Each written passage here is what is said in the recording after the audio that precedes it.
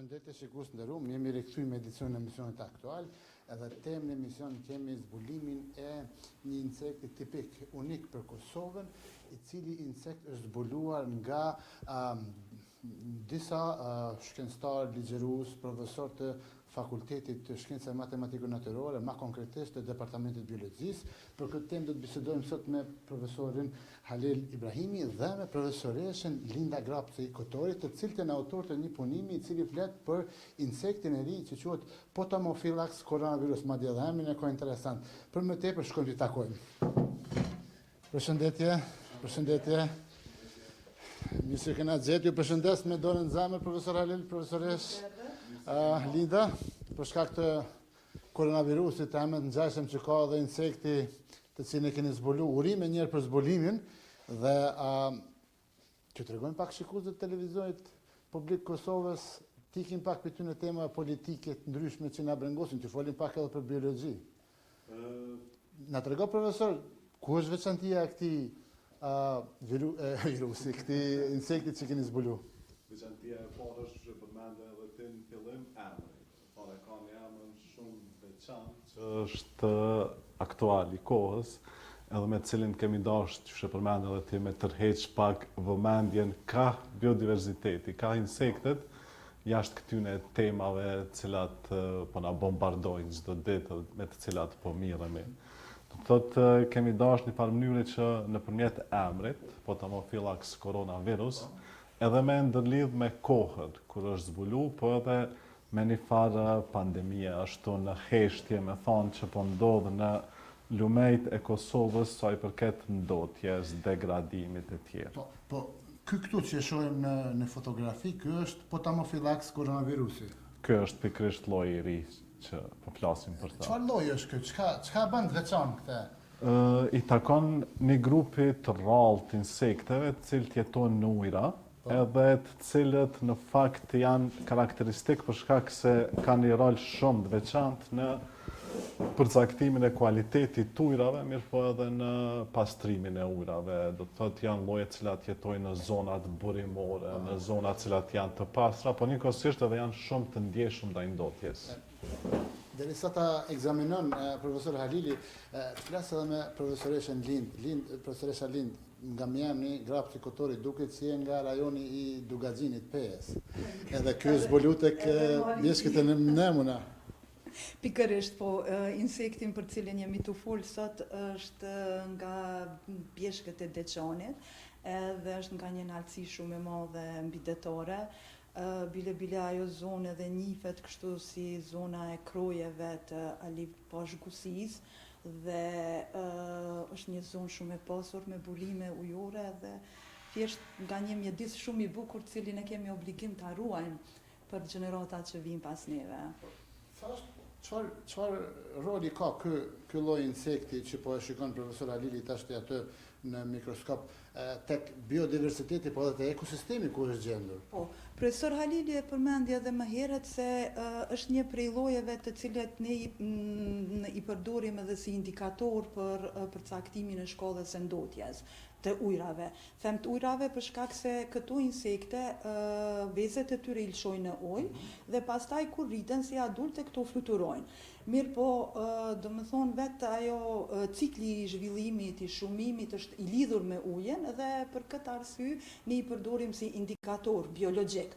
Ku momentin kur e gjejmë një insekt të tillë, tash ky edhe është edhe I rrallë, mirë po edhe I tërë grupi I këtyre insekteve, triopterave, janë tregues se në ato zona ujrat janë ende të pastra, ende janë të mira dhe është një tregues I mirë që neve na jep të kuptojmë që ato duhemi t'i ruajmë për më tutje. Po në anën tjetër është shumë I rëndësishëm sepse është në zinxhirin ushqimor.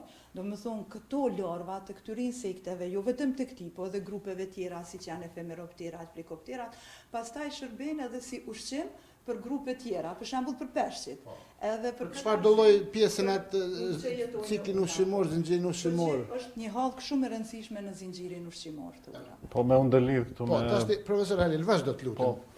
Me ndolidhur me profesoreshën, do të thotë është edhe një veçanti e këtij lloji që e bën edhe më të rëndësishëm është fakti që është lloj endemik i Kosovës. Do të thotë është lloj që jeton vetëm në Kosovë dhe nëse ne nuk e ruajmë, do me thonë, këtë lloj, atëherë ky lloj nuk ka ku të gjendet tjetërkund që na bën akoma edhe më të përgjegjshëm për krejt këtë çështjen e biodiverzitetit e pikërisht edhe të këtij lloji. Do të bën pjesë në atë grupin e llojeve që kanë shtrirje shumë të ngushtë dhe cilët lloje zakonisht janë shumë të ndjeshëm ndaj ndotjes edhe degradimit të mjedisit. Ku dallon ky prej, të themi ashtu, disa insekteve që mund të jenë ngjajshëm, por jo tipik për Kosovë? Do të thonë, cilat janë ato karakteristikat, a janë morfologjike, a janë karakteristikat tjera, profesor? Ja nisim me ty, profesor Halil. Po, do të thotë gjatë kësaj periudhës që e kemi hulumtu këtë lloj të insektit, kemi krahasu këtë lloj me të gjitha llojet e mundshme që janë të përafërta, që janë kryesisht lloje të cilat jetojnë në Ballkan, përkatësisht Bullgari, Serbi, Bosnjë dhe Hercegovinë. Edhe fillimisht e kemi pa që dallon morfologjikisht, do të thonë në pamjen e jashtme dhe atë kryesisht të aparatit gjenital, i cili është ajo pjesa kryesore që përdoret për identifikim. Kur e kemi bërë këtë hapin e parë me e krahasu morfologjikisht, e kemi bërë mandej edhe analizën e ADN-s, e cila i ka dhënë një farë vulje përfundimtare që lloji dallon në tërësi prej këtyre llojeve tjera të përafërta, edhe mandej kjo na ka çu deri te përshkrimi si lloj i ri. Sa kohë është dashur për ta zbulu, domethënë për ta identifikuar që është një, themi ashtu, insekt tipik për Kosovën? Po, ja nisim me zonjën profesoreshën Linda, vazhdojmë me ty. Po, për me ardhur deri te një konkludim i tillë për çfarë kemi ardhur dhe ne tani, punohet një kohë shumë të gjatë. Ne kemi fillu shumë herët, ndoshta 2-3 vite ma herët për me marrë materiale, me grumbullu, me krahasu, me pa ngjajshmëritë edhe ndryshimet me lloje tjera, edhe pastaj kur kemi pa që vërtet ky lloj i ka disa karakteristika të veçanta, siç i përmendi profesor Halili, atëherë kemi shku në hulumtime më të thelluara deri te ADN-ja dhe kemi ardhur. Domethënë është një periudhë 3-4 vjeçare ndoshta që punohet me këtë insekt. Profesor Halil, Po. lutem vazhdoje, sepse është një pjesë mjaft karakteristike dhe specifike që më mirë është me të lënë ty me folë se me ta bëni pyetje që në largu prej temës. Vazhdo të lutem fol për karakteristikat e këtij insekti, tashmë unik për Kosovën. Po, është lloj i cili pra ka atë diapazonin e tolerancës ndaj kushteve të mjedisit tepër të ngushtë. Dhe kjo është njëra edhe për arsyeve pse nuk jeton shumë tepër jashtë zonave burimore, edhe pse ndotja e përkeqëson shumë gjendjen e tij dhe përhapjen e tij. Do të thotë kjo është një karakteristikë tjetër e tij për faktin se sado çfarë ndikimi qoftë edhe jo drejt për drejt në mjedisin e tij, por edhe në largësitë të tij, siç janë prerja e pyjeve ose edhe ndryshimi i regjimit të ujit, atëherë kjo e bën shumë të përkeqësuar me gjendjen e këtij lloji, e të e pas parasysh pra që është fjala për lloje shumë të rralla, pra për lloje endemik, atëherë kjo na bën tepër të përgjegjshëm për me. Tash e konsideroj kemi lëviz nga mikroskopi dhe kompjuteri, jemi tek shembuj të mostrat e Potamofilaks koronavirusin nuk më pas kalëshu latinistja e gjimnazit. Në tregoni pak, profesor Halil, profesoresh Linda, çka ka këto shishet, këto gotat e vogla, po enët e vogla? Po, atëherë Potamofilaks koronavirusin në fakt është veç në njërën prej këtyre mostrave, kurse këto mostra tjera janë të mbledhura gjithandej Kosovës, po jo vetëm edhe nga Ballkani, vërtet nga Shqipëria, nga Serbia, Mali i Zi, edhe presim për me u hulumtu në mënyrë që me pa se mbase në ndonjërin prej tyre ka dhe ndonjë lloj tjetër të ri. Po, ju keni marrë pjesë në disa zbulime ndryshme si Drusus dardanicus, pastaj te ky tjetri Chapetorides kosovarum, Drusus shariensis, domethënë emra latinisht më dosh mi lexues se nuk mohon mend për çfarë insekte gjallësës bëhet fjalë këtu, domethënë. Të gjitha këto që ti përmendë, do thotë i takojnë grupit njëjtë, sikurse edhe ky lloj i ri i tashëm, Potamofilaks coronavirus, është një grup i vogël i insekteve që nuk është hulumtu shumë ma herët edhe pikrisht nuk janë hulumtu këto zonat unike të Ballkanit edhe të Kosovës që janë lartësitë e mëdha mbi detare. Edhe krejt e kanë të përbashkët, me thonë që tregojnë se mjedisi po ndotet nëse ka ndryshime në populatat e tyre. Po, shikus në rumë, sot e kam mësuar një fjalë tre, dhe më thonë, profesori Alil është zoolog, ndërsa profesoresha Linda është limnologe, e cila do të thotë edhe studiuse e lumejve. Ekologjistë, dhe më thonë, jam diversitetit e ekosistemit. Në të rego, profesoresh, si ndodhe që ju të bashkëpunoni, ju në perspektivës ju si limnologe me zoologën, këtë profesorin Halil? Po, e kemi natyren e njëjtë të studimit, në fakt. Profesor Halili ju tregoj se ne kemi këtu mostra për shembull dhe prej viseve tjera Shqipni, Serbi, Ballkan, kjo nuk është e rastishme, sepse vetë Kosova, rrjedhat ujore të lumejve të Kosovës, në fakt i takojnë 3 pellgjeve të ndryshme. E përfshin pellgun e detit Adriatik, pellgun e detit të Gje dhe pellgun e detit të Zi. Kështu që thash edhe më herët, të gjitha këto insekte që janë këtu, në fakt janë në atë zinxhirin ushqimor të grupeve tjera, të cilat pastaj përmes lumejve, shpërfaqësojnë peshqit edhe grupe tjera, derdhen edhe në detra. Kështu që ne e kemi gjetë një bashkëpunim të përbashkët, sepse i studiojmë grupe të ndryshme, mirë po objektin e kemi të njëjtë, na lidh uje të gjithëve së bashku, edhe në këtë mënyrë mundohemi që të bëjmë atë që është më e mira për vendin tonë, sa të mundemi. Kur jemi tek indikatorit që përmendet të dy, se kur analizoni këtë lloj këtu të insektit, mundi me folë edhe për nivelin e ndotjes, nivelin e degradimit, nivellet shumëta të gjendrës e ujrave, edhe ajo gjëja që shihet nuk dënë koment, po me gjithatë të flasim për ato që nuk shihet, për atë përbamin që ka uji, për atë ndotin që mund ta ketë, ose që e ka në disa vende sigurt, me ta bën një pyetje se si e shihni ju ndotin e ambientit nga perspektiva e mirëmbajtjes apo degradimit të ujrave, lumejve, liçajve. Shikoni, unë shumë shpesh e them edhe kom dëshirë ta mbroj këtë që e them se në aspektin ekologjik, po t'i shohim rrjedhat tona lumore, konkretisht po flas për zonat burimore, ne kemi ujra të kvalitetit shumë të mirë, ujra të kvalitetit lartë. Po e zojmë burimi i drinit bardh, zonat burimore, për shembull ku i kemi gjetë edhe këto insekte, në aspektin ekologjik janë shumë rregull. Mirë po. Kur i bëni ato analizat, po? Kur fillon të ndërhyjnë faktori njeri, atëherë normalisht që neve po na dalin rezultate që duhet janë shqetësuese dhe janë shqetësuese. Për shembull, këta dollapja të çfarë ka atje që po e shohim tani? Te dollapi gjithashtu kemi larva të insekteve të ndryshme, përveç të triopterave kemi edhe larva të insekteve tjera, grupeve tjera, të cilat i kemi marrë prej të gjitha zonave në Kosovë edhe të cilat janë në proces të hulumtimit. Ku ta dim, do shta mund del diçka edhe prej aty. Kur flasim të këta, një pyetje para se me dalë të profesor Alili, duke shiku gjendjen e këtyre larva e insekteve në arrim përfundimin në indikacionin se si është gjendja edhe ujrave.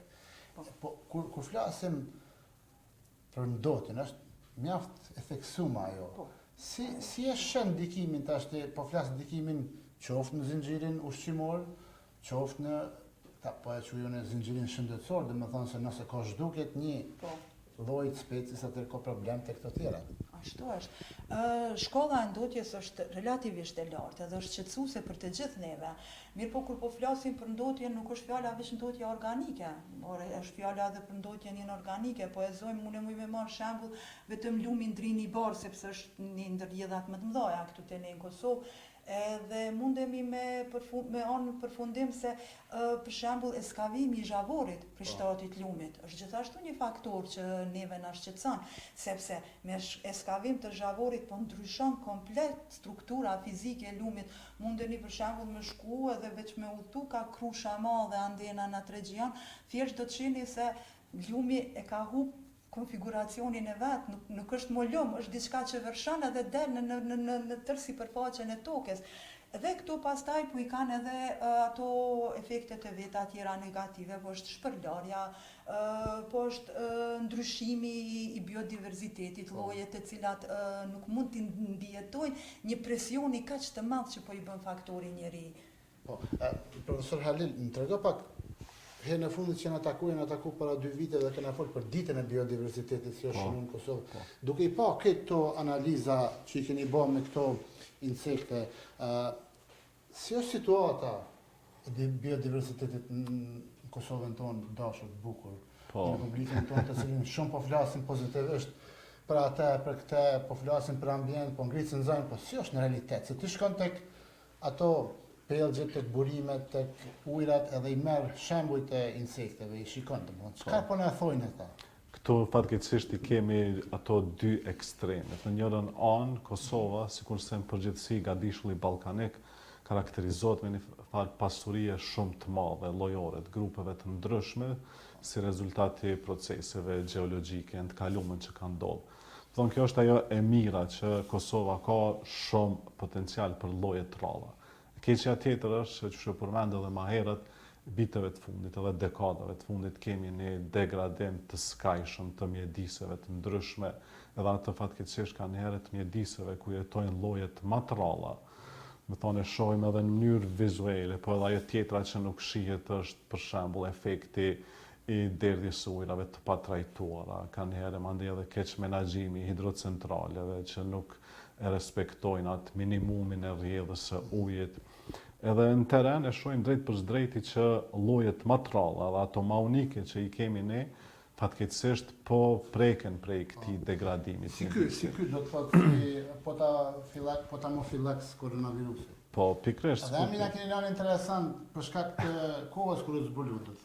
Me emrin po kemi dashur edhe me ndërlidh me kohën, mirë po edhe u përmend më herët kemi dashur që këtë degradim të mjedisit me sensibilizu opinionin që po ndodh një pandemi në heshtje në Lumej, në Kosovë, edhe tjetra është që kemi dashur që këtë biodiversitetin me e qit ashtu me thonë thojza prej atij kallopit akademik në mjedisin e gjanë, në shoqërinë civile, në popullatën e përgjithshme. Po të diskutuaja pastaj si pasojë. Patjetër, edhe qysh përshihet tash me thonë emri ka qenë bashkë më i përzgjedhur për me e bë të njohur këtë vlerë të njerëzit të tjerë. Se kanë raportuar mediat ndërkombëtare, sidomos ato që janë speciale, revistat ndryshme të natyrës, të shkencave natyrore.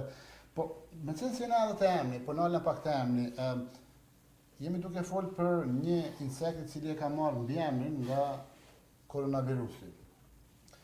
Sa është duke ndiku, në bazë të asaj që keni informatë jo, për hapja pandemisë në natyrë nga se njerëzit po dalin më pak, po qarkullojnë më pak, dhe më thonë, gjithçka po ndodh në një nivel më të vogël, edhe a ka në pak kjo efekt. Ja nisi me zonën e Vitin e kaluar ishte një trend, sepse vërtet ishim them një bllokatë totale dhe njerëzit nuk kishin shumë qasje dhe të dilnin në natyrë, edhe vërtet ishte një trend që u po një, ta quaj si një lulëzim ose ringjallje e rritjes së numrit të populacioneve të llojeve të caktuara, të cilat janë ose në zhdukje sipër ose numri i populacioneve është më i vogël.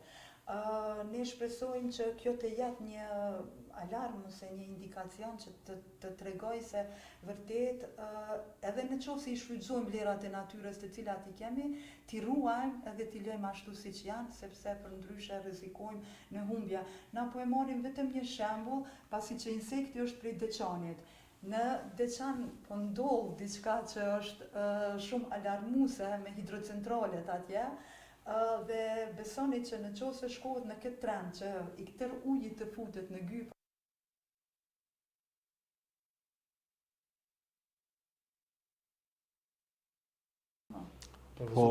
Po unë këtu po ndërlidhna edhe me një aspekt tjetër, do me thonë krejt kjo është gjendja e pandemisë, krejt kjo izolimi, pamundësia për me dalë jashtë ndoshta, shihet që disa njerëz i ka kthy ka natyra, do me thonë në kohrat ndryshme sheh edhe njerëz që kanë filluar me e pa atë vlerën tonë edhe ndoshta kjo i bën që edhe me respektu ma tepër përderisa janë drejt për drejtën në natyrë.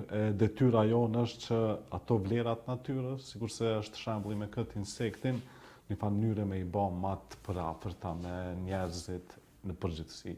Do të me ndërhyrë në arsinim, në edukim, në komunikim, shumë sende. Pa tjetër, zinxhiri i ndikimeve është i gjatë, me thonë duhet me fillu ndoshta prej familjeve, mandej prej përfshirjes së këtyne vlerave në kurrikulat shkollore e tjere, deri në atë nivelin vendimarrës që kanë herë edhe ajo është kogja i komplikuar për me u marrë me të.